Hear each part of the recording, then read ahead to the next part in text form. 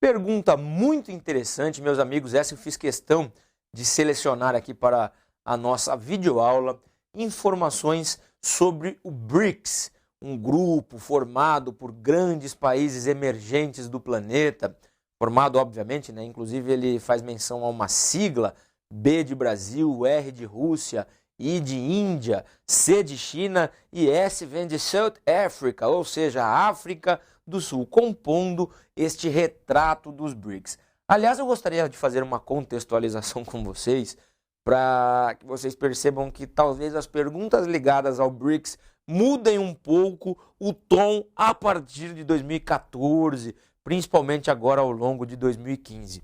Porque nem todos os membros do BRICS mantêm as características que os fizeram ser os BRICS ao longo do final ali de 2009, 2010, 2011 e 2012. O próprio Brasil, por exemplo, no ano de 2014, acabou apresentando dados sobre sua economia que não condizem com a característica de um país tipicamente emergente. A Rússia também está passando por uma série de problemas políticos e econômicos que diminuíram bastante o ritmo e volume de crescimento. Contudo, alguns acreditam que essa situação deva ser passageira e que esses países consigam retomar essas características. Mas vamos tentar entender a essência do BRICS. O que formou o BRICS e quais são essas características. Vamos analisar, inclusive, esta tabela, esta imagem, essa ilustração que apresenta um retrato do BRICS, ou seja, características típicas desses países. Cortando aqui para o slide com vocês,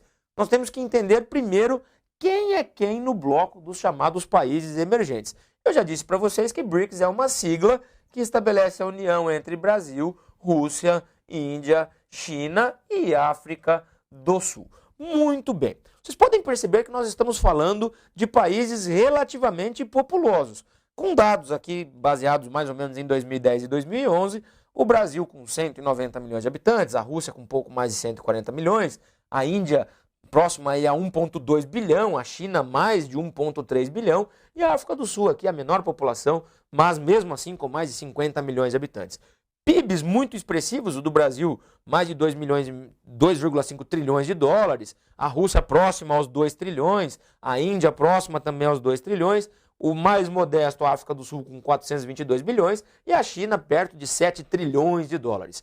O PIB per capita do Brasil 11, da Rússia 16, da Índia 3, da China 8, da África do Sul 10. Lembrando que Índia e China, que são os menores PIB per capita, ou seja, o PIB dividido pelo número de habitantes, mas mesmo assim em ascensão.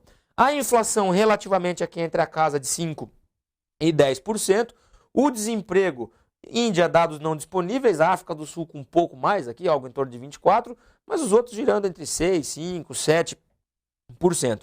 E o IDH, no caso, com dados baseados em 2011, estimativas, o Brasil 84º, Rússia 66º, a Índia ocupando a posição de número 134, China 101 e África do Sul 123.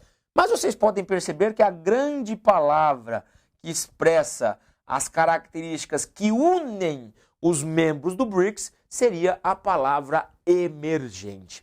E por que esses países são emergentes? Estamos falando de grandes mercados consumidores, grandes reservas de mão de obra, países que apresentam também recursos naturais em abundância, um processo acelerado de industrialização e alguns avanços sociais significativos, muito longe de qualquer coisa parecido com o desenvolvimento, né, pleno, mas países que apresentam relativa melhoria socioeconômica, associada a uma suposta relativa estabilidade política e econômica, um nível relativamente interessante de confiabilidade para fins de investimento.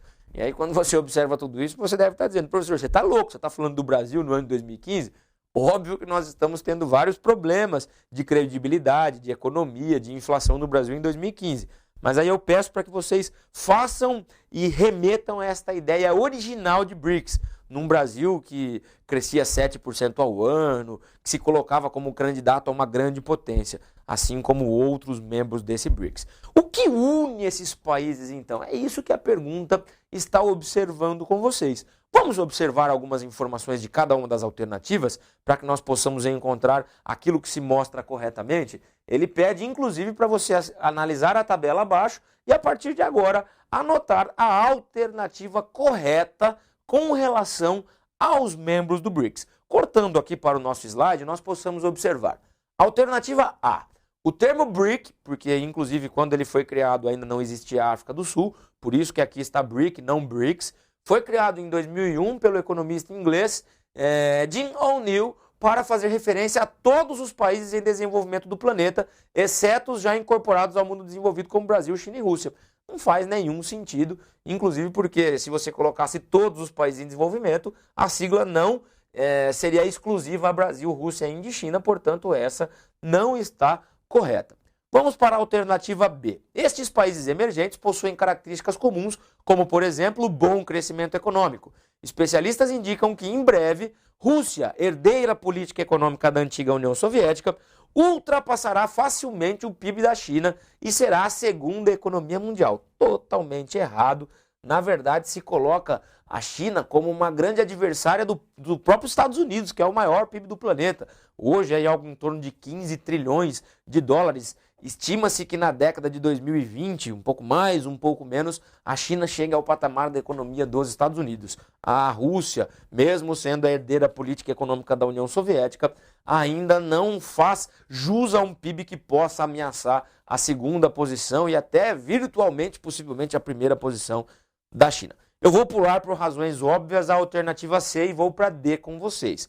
Brasil e China, mesmo sendo os países mais populosos do BRICS, apresentam índices de crescimento econômico elevados e, portanto, estão bem qualificados no quadro do Índice de Desenvolvimento Humano. Vocês podem perceber que existem várias informações erradas nessa alternativa.